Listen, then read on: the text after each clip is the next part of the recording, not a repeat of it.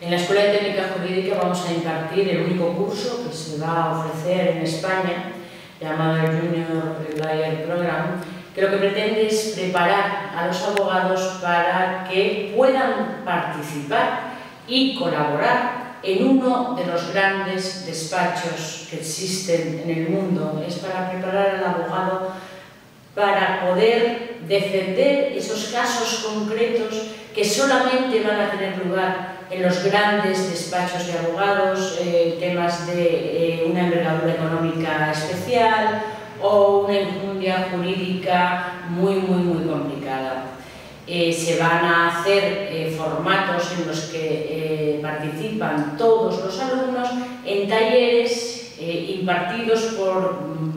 personas integrantes de los mejores despachos de abogados que existen en nuestro país. El director es José Antonio Arcila, ex socio de Becker & McKenzie, y es una persona con una preparación, tanto en Estados Unidos como en España,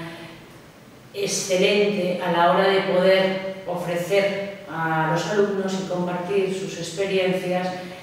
en la intervención de los grandes despachos de abogados. No se puede llevar un tema igual en un despacho pequeño que cuando interviene el despacho de Hong Kong, el despacho de Londres, el despacho de Madrid, se actúa por videoconferencia, la sociedad se encuentra domiciliada en Hawái, el cliente está residiendo en Boston y el asunto está aquí en España.